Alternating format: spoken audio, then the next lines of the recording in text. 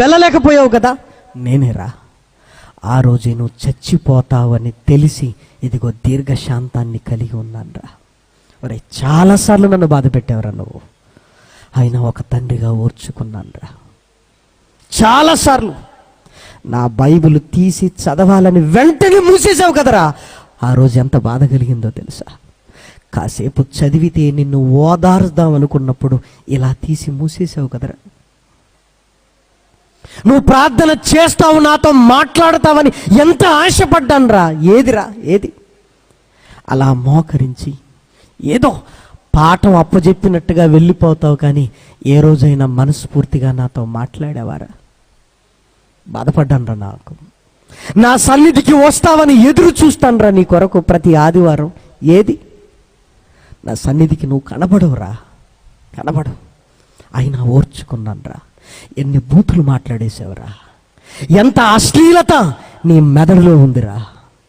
ఎన్నిసార్లు తాగావురా, ఎన్నిసార్లు రా. ఇదిగో తాగుబోతూ మాటలతో నన్నే నిందించావు, దేవుడెక్కడున్నాడు అని. ఎన్నిసార్లు రా ధనాపేక్షను కనపరిచావురా. ఎన్నిసార్లు నీలో స్వార్థం చూశాను రా. బాధపడ్డాను రా, కానీ ఓర్చుకున్నాను రా. ఓర్చుకున్నాను నేను. నా దీర్ఘశాంతం ఇప్పుడైనా నీకు అర్థమవుతుందా? ఇప్పుడైనా ఇదిగో ఈ సభలకు నిన్ను తీసుకొని రావటానికి నేను ఎన్ని ప్రణాళికలు వేశానో తెలుసా? నువ్వేమో రానంటావు, కానీ నువ్వు వస్తే బాగుండని నాకు అనిపిస్తుంది. ఎవరినో నీ ఇంటికి పంపాలి, ఎక్కడో వాల్ పోస్టర్ నీ కళ్ళల్లో పడాలి, ఎవరో నీకు ఫోన్ చేయాలి. ఇదిగో నేను తీసుకెళ్తాను రాని వాళ్ళ చేత నీకు ఫోన్ చేయించి నేనే రా నిన్ను ఇక్కడ తీసుకొచ్చి కూర్చోబెట్టింది నేనే. అర్థమవుతుందా?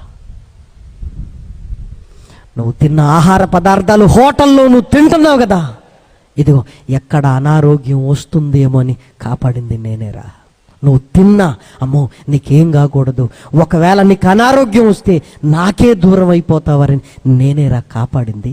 నువ్వు తాగుతున్న నీళ్ళ వెనక, నువ్వు పీలుస్తున్న గాలి వెనక, నువ్వు తింటున్న తిండి వెనక, నువ్వు వేస్తున్న అడుగుల వెనక, నువ్వు నిద్రపోతున్నప్పుడు, లేస్తున్నప్పుడు, నువ్వు మాట్లాడుతున్నప్పుడు నువ్వు మారాలని నీ చుట్టే తిరిగానరా. నేను నీ చుట్టే తిరిగానరా. అర్థమవుతుందా నా ప్రేమ? నా ప్రేమ నీకు అర్థమవుతుందని ఈ రాత్రి నిన్ను అడుగుతున్నాడు. ఆయన దీర్ఘశాంతం నీకు అర్థమైతే వద్దు ప్రియమైన వారలారా, బాధపడుతున్న ఆయనను సంతోషపరుద్దాం. బాధపడుతున్న ఆయనకి ఇంకా బాధను కలిగించొద్దు ప్రియమైన వారలారా. నీ కొడుకు ఏడిస్తేనే మరలా ఎత్తుకుని వాడిని ఓదారుస్తుంటావు కదా, ఇదిగో నీ తండ్రి కూడా